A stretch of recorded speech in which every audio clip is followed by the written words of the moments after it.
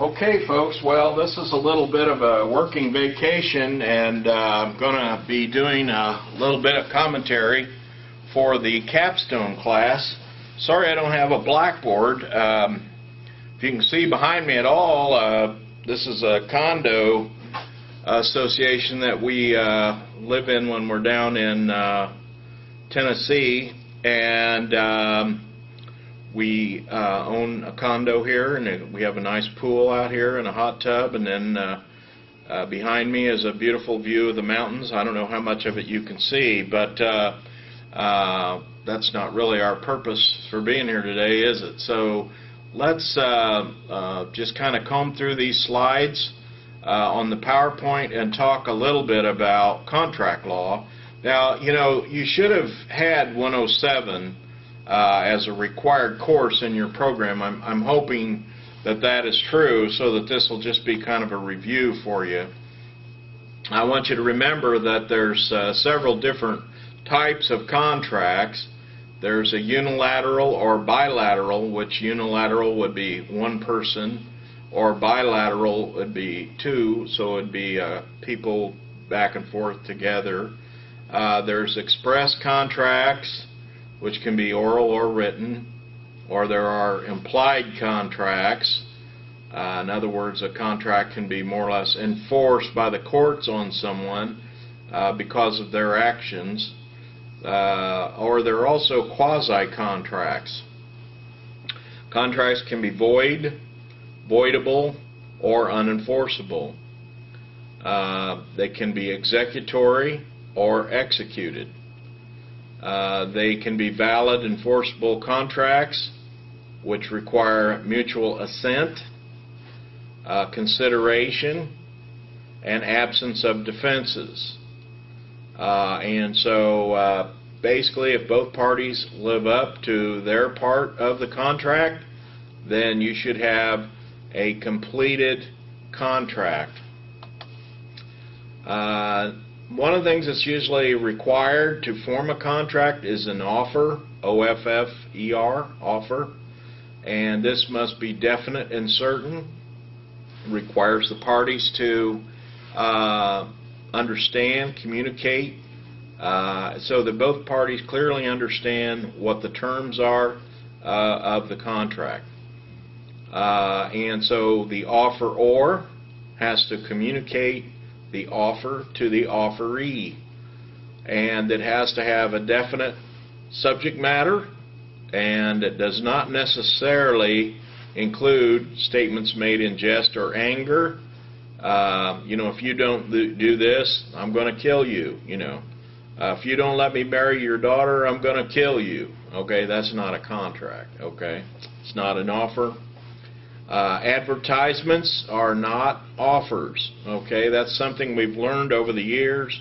Advertisements can be anything from puffing to informational and just maybe an appeal to a person to just take a look, but it doesn't constitute an offer. Auctions are not offers to form a contract. Invitations to make an offer are not offers.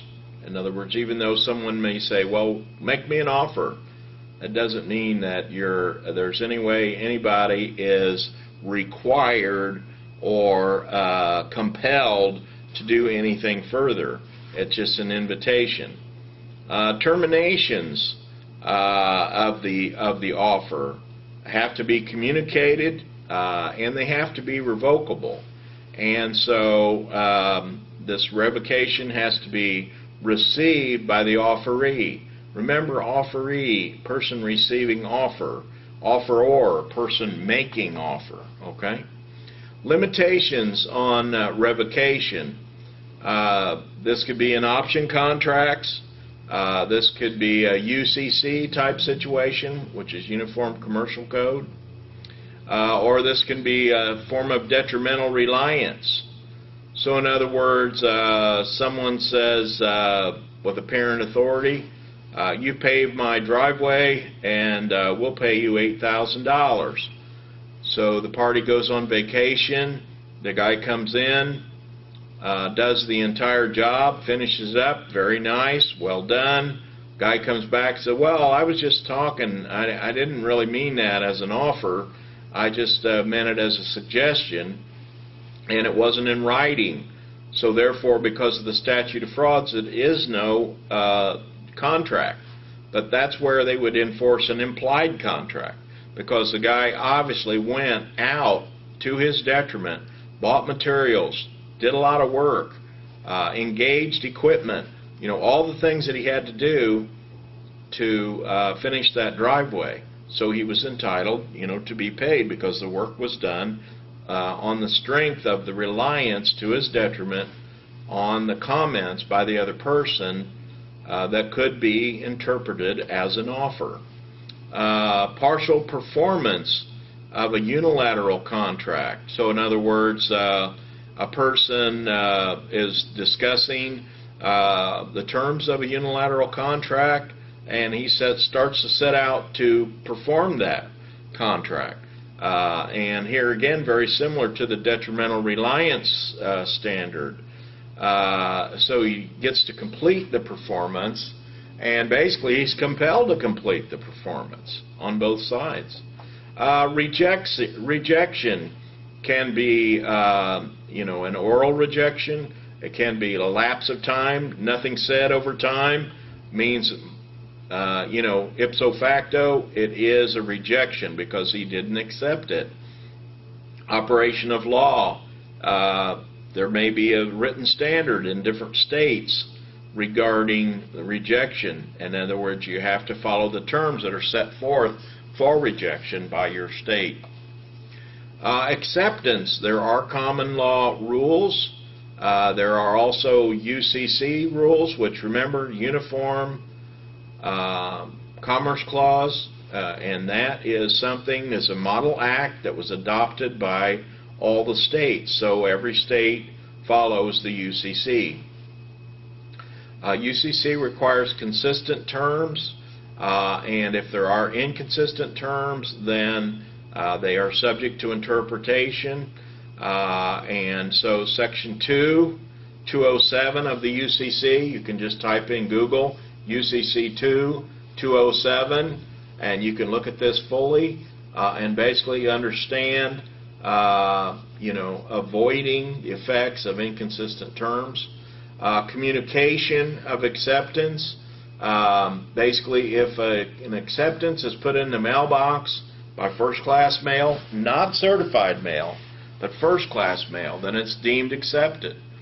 So if someone has a problem with their mail or whatever, as rare as it is in the United States, the general rule is that if a person can prove, yeah, I mailed that on such date, generally speaking, the other person is bound by the acceptance of the offer.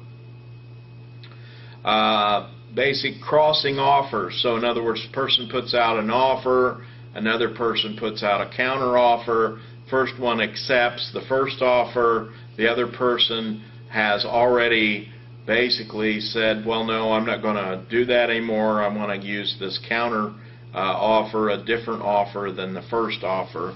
And so, these are other problems that can crop up. Waiver of acceptance can be set forth in an express waiver, or in some cases, unlike the one that we talked about a minute ago, excuse me, silence can be deemed as acceptance. So if basically it's written in the offer that silence is considered acceptance, then that could be a problem for a person, because in that kind of case they need to communicate the rejection. Remember that consideration is a requirement in most contracts, and this consideration is a bargain. So in other words, each side has duties in this contract. And so the consideration is one of the things that a person is making a promise for a promise. There needs to be legal value in that consideration. Basically, this consideration, there can be honest disputes as to any duty arising But look again at your UCC for exceptions. Payment of existing debts, for example. Since you already owe the person, how can that be consideration for something new? Another one is forbearance to sue. You have the right to sue, you choose not to sue. Well, that cannot necessarily be consideration because you can either choose to sue or not to sue. Mutuality of consideration. In other words, it has to have value to both sides. So in other words, one person is giving something in exchange for the promise from the other person. Basically, a promise nowadays can have substitutes for consideration, which could be notarized. Any kind of a writing, in some cases, can be a substitute for consideration. Sometimes, let us say that you've renewed something that the time has expired. So in other words, if you'll do this for me, I'll pay you that bill that I should have paid you before, but because the time to collect has passed, then basically you've renewed that debt, so that can be a form of consideration. So that's a little bit different than saying, well, I'm just paying you something I owe you anyway. It's a little bit different because the time to pay has expired.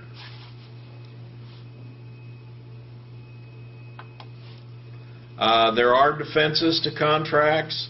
Important one is the minority exception, which is lack of capacity. Let's say a young man that's 15 years old goes out and tells somebody he's 19 and buys a car. They didn't get a driver's license or any kind of proof of age, so the person goes and wrecks that car. Does that young man owe for that car? Answer is generally speaking no, because it was on the seller to assure that that person had the capacity to buy that car. That's where you need proof of identity, and that's where like a driver's license or something like that has your date of birth can come up more and more. Mental incapacity. Let's say that a guy is subject to a guardianship and he doesn't have the ability to spend any money without permission of his guardian.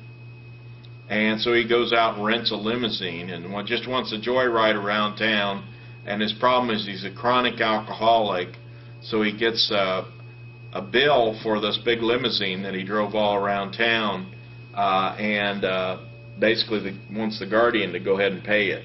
Well, it puts the guardian in a bind, because he wants to have a good relationship with the businesses in the community, but on the other hand, the guy doesn't really have the capacity to get involved in these things, and his problem is, the reason he has a guardian is he blows money on drinking and partying and riding around in a limousine. So that can be a real problem.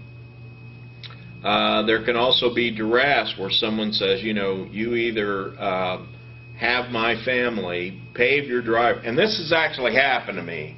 Elderly couple, you have my company, pave your driveway today. You go to the bank, get the money, pay my crew to pave your driveway, or there's going to be damage to your house.